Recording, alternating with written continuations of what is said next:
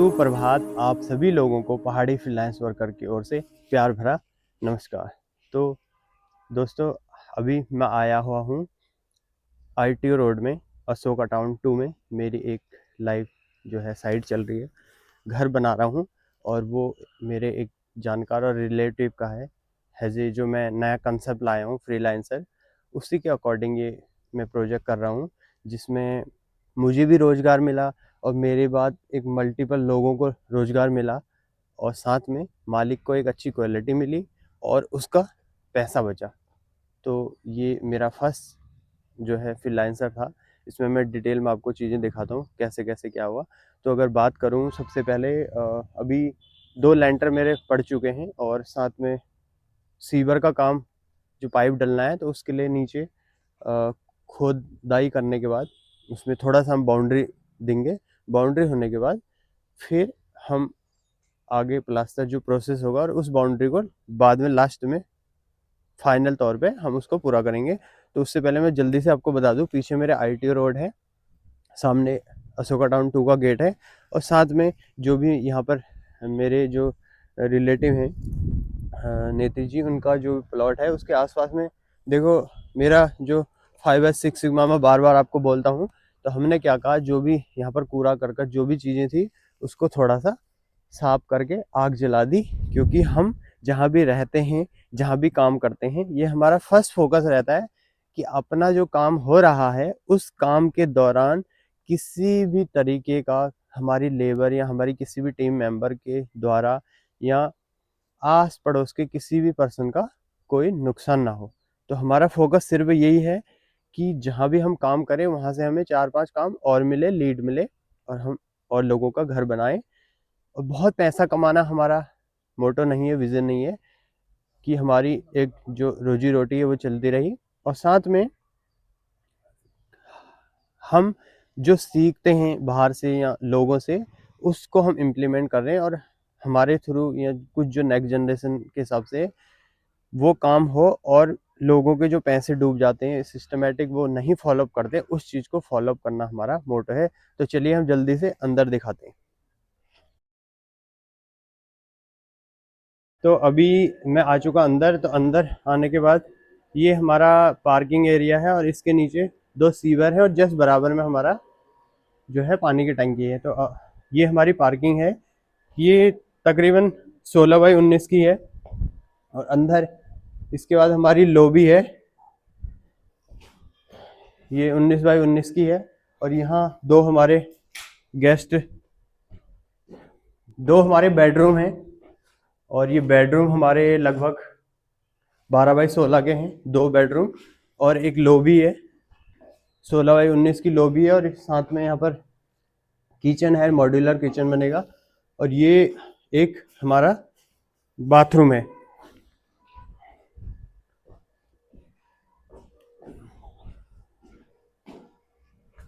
और ये हमारा जो है गेस्ट रूम है। गेस्ट रूम गेस्ट रूम यानी कि हमारा बैठक रूम जिसे हम बोलते हैं। और बैठक रूम में हमने ये एक सर को, जैसे मैंने अपने घर में बनाया वैसे ही एक यहाँ पर शोपीस बनाएंगे और ग्लास का बनाएंगे।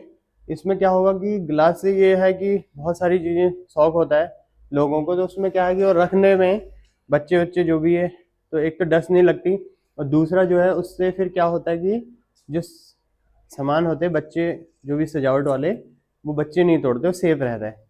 और तकरीबन 12 फीट में ये हमने फर्स्ट फ्लोर का लेंटर डाला है और 11 फुट में सेकंड फ्लोर का लेंटर डाला हुआ है। और हम अब सेकंड फ्लोर में दिखाते हैं और यहाँ पहाड़ वाड़ थोड़ा सा, और यहाँ से हमारा जीना स्टार्ट हो रहा है। नए लुक में हमने जीना बनाया हुआ है।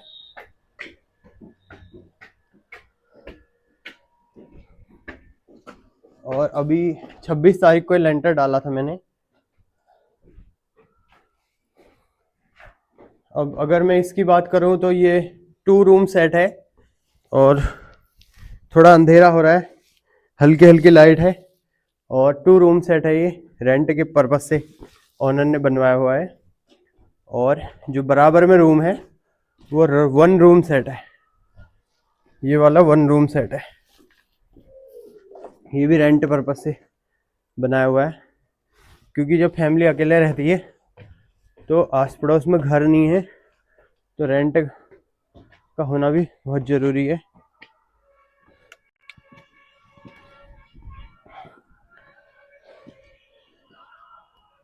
तो अभी ये देखो, लेंटर 26 तारीख को पड़ा था, उसके बाद क्यारियाँ बनाई हुई और तराई हो रही है।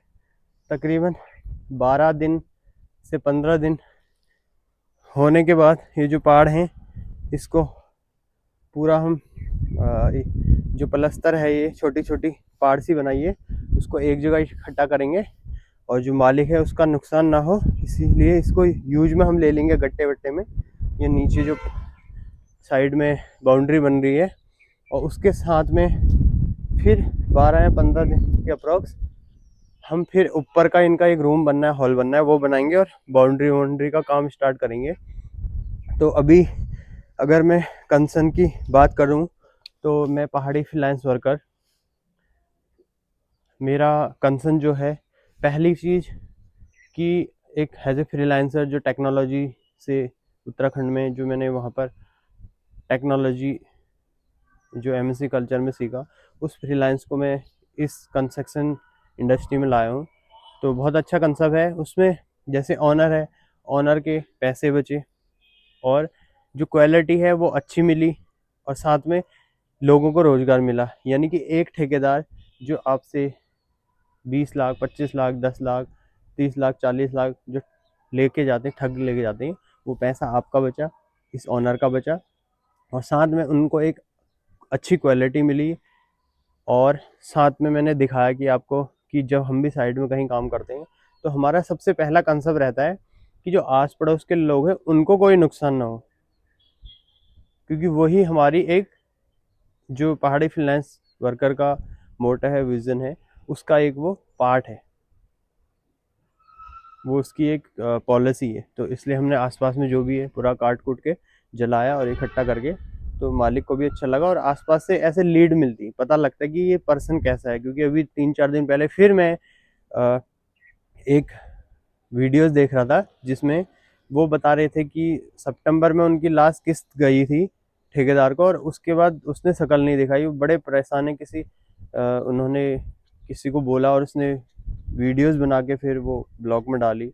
तो सभी लोगों से मेरा रिक्वेस्ट है कि आप ऐसे काम मत करो, क्योंकि ये लॉन्ग टाइम तक नहीं चलने वाला है। आप पिछले 10, 15, 20, 30 साल का हिस्ट्री देखिए, और कोविड एक ऐसी चीज़ है जो बता गया कि कभी पैसे की वैल्यू नहीं होती। तो मेरा अगेन और अगेन एक ही रिक्वेस्ट है कि चोर बाज़ारी ना करें, और जहां आपको 100 रुपये मिल रहे हैं 90 में मैनेज करिए, 95 रुपये में मैनेज करिए, लेकिन आप किसी मालिक को परेशान मत करिए, या फिर जो आपकी नीचे वाली टीम है उसको परेशान मत करिए। कोशिश करिए आप एग्रीमेंट बनाइए जो भी लोग हैं, जीएसटी प्रोसेस जो बिल है, क्योंकि इस घर बनने में जो बजट आता है उसमें हर चीज़ का जीएसटी मिलना नामुमकिन है। बट अगर एग्रीमेंट है, प्रोसेस है, रिटर्न में है, तो फिर वो लास्ट तक चीज़ें ख़राब नहीं होती, और जो ठेकेदार होता है, मालिक, उसको और लीड देता है कि उसके जो भी रिश्तेदार हैं उनको घर मिलता है। तो यही हमारा मोटिव विज़न है। मालिक के इसमें बहुत सारे पैसे बचेंगे, हमें भी एक रोज़गार मिला, हमारी टीम को रोज़गार मिला, और साथ में जो मेरे टीम पर्सन है मुकेश शर्मा जी, उनको वीडियोस बनाने के लिए बहुत बहुत धन्यवाद। और साथ में अभी रिसेंटली काफ़ी लोग हैं जो अपनी मार्केटिंग अच्छी करते हैं, लेकिन जब एक घर बनाने का पूरा ठेका लेते हैं, अच्छे पैसों में लेते हैं, लेकिन आगे जाके वो चीज़ नहीं करते, या अपना ब्रांड दिखाते हैं ईंट का, लेकिन पता लगता है लास्ट में ईंट वो वाली लगती नहीं है। तो मेरी यूजर से रिक्वेस्ट है, जो आप पैसा इतनी मेहनत करके लाइफ टाइम मेहनत करते हो और बच्चों के लिए जो एडवांस चीज़ें बनाते हो, तो इसमें आप प्लीज़, आपसे फोकस है कि आप उस मटेरियल को चेक करिए।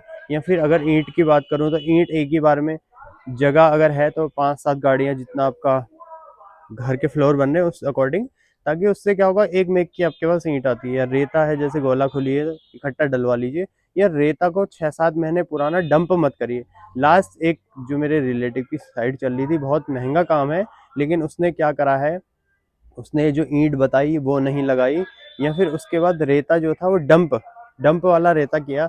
उसमें लेंटर बहुत लॉन्ग टाइम तक नहीं चलता, क्योंकि अंदर सारी जो भी रेता की जड़ होती है वो सारी चीज़ें हुई।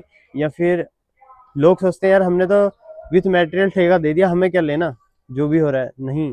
तो वो पैसा आप ही की जेब से जा रहा है। वो मटेरियल का जो एग्रीमेंट बनता है उसकी पूरी चेकलिस्ट बनाई है। जब कोई भी कोई ब्रांड है सपोज, वो ब्रांड खुद से चीज़ें नहीं बनाता, वो किसी अदर कंपनी अदर फैक्ट्री को प्रोडक्शन अपना काम करने के लिए देता है। लाइक ये मेरा प्रोडक्शन है पहाड़ी फ्रीलांस वर्कर का। तो अब जब एग्रीमेंट होता है उसमें क्वालिटी हर चीज़ प्रोसेस से दिया रहता है। एक चाहे लेबर कैसी होगी, उसकी आईडी प्रूफ क्या है, उसका एक्सपीरियंस क्या है, टाइमिंग क्या है, या फिर क्वालिटी क्या है, कैसे हम उसको वेरीफाई करेंगे। कि जो ठेकेदार होता है वो अपनी सारी चीज़ें लिख लेता है कि अब पैसे नहीं मिले, 10 दिन बाद नहीं मिले तो मैं काम बंद कर दूंगा। तो वैसे ही अगर मालिक का नुकसान हो रहा है तब तो वो फटाफट खींच जाता है, तराई नहीं हुई तो उसमें मालिक क्या उसको फाइन लगाएगा। तो ये चीज़ बहुत ज़रूरी है, क्योंकि आने वाले 10-20 साल में फिर अभी तो ठीक है घर बन रहे फिर क्या होगा। तो फिर बाद में 2-4 साल बाद आदमी परेशान होता है। तो स्टार्टिंग में जो लोग टीचर हैं, आर्मी वाले हैं, या फिर जो दूर रह रहे हैं, तो उन लोगों से या जिनके बच्चे हैं तो उनको इस वीडियोस के माध्यम से मैं एक ही चीज़ कहूँगा कि जो एग्रीमेंट बनता है, जो आपकी बातें होती है उसको रिटर्न में रखिए और उसकी चेकलिस्ट आप बनाइए कि आप डेली बेस में कैसे चेक करेंगे। तो ऐसे ही मैं आपको नई नई चीज़ें दिखाता रहूँगा अपनी साइड में, क्योंकि मेरी बहुत ज़्यादा साइडें नहीं चलती, साल की 4 या 5 साइडें मैं काम करता हूँ। तो इसलिए मैं जल्दी जल्दी नहीं करता, नॉर्मली करता हूँ। और एक अगर मैं किसी भी घर में काम करता हूँ तो भले ही मुझे बहुत ज़्यादा पैसे ना मिले, लेकिन उससे मुझे लीड मिलती है और फिर से मुझे काम मिलता है, तो वही मेरा फोकस है। तो और उसके अलावा जब भी मालिक मुझे बताता है कि ये कमियां हैं, ये गलतियां हैं, या फिर तो उस पर मैं फोकस करता हूँ। क्योंकि मेरा अगर हम सपोज जहाँ टीचर रेड रेड करता है उसी को अगर हम आगे स्टडी करते हैं तो हम 100 मार्क्स लाते हैं। जो उस रेड वाले को इग्नोर करता है और वो आगे जाके फेल हो जाता है। तो जब कोई गलती होती है तो उस पर काम करना है, उसको इग्नोर नहीं करना है, चाहे वो लेबर के थ्रू हो, ठेकेदार के थ्रू हो, सामान के थ्रू हो, मटेरियल के थ्रू हो, वारंटी के थ्रू हो, किसी भी तरीके से उस पर आपको फोकस करना है। तो आज 2025 कैलेंडर के हिसाब से हमारा लास्ट दिन है साल का। तो बहुत ठंड है, और जहाँ भी आप सब लोग लेबर हो, प्रोफेशनली जो लोग आप काम कर रहे हो, और ठंड इस बार बहुत आने वाली है, तो कपड़े वपड़े अच्छे से पहनो। मैंने भी बहुत सारे कपड़े पहने, टोपी वोपी सब शूज वूज पहनो, और बेवजह बच्चों को बाहर मत जाने दो। 31 आज है, तो काफ़ी ट्रैफिक होगा, रश होगा, जाम होगा। तो आप इंजॉय करिए और कोई गलत काम मत करिए जिससे पेरेंट्स या हमारे समाज में चीज़ें गलत होती हैं या एक्सीडेंट होते हैं। तो आप सभी लोगों को 31 की बहुत बहुत शुभकामनाएं, और आने वाले 2026 कैलेंडर जो इंग्लिश हमारा ईयर है उसकी बहुत ढेर सारी शुभकामनाएं। तो हम कल एक नया वीडियोस आपको मोटिवेशन के लिए दिखाएंगे।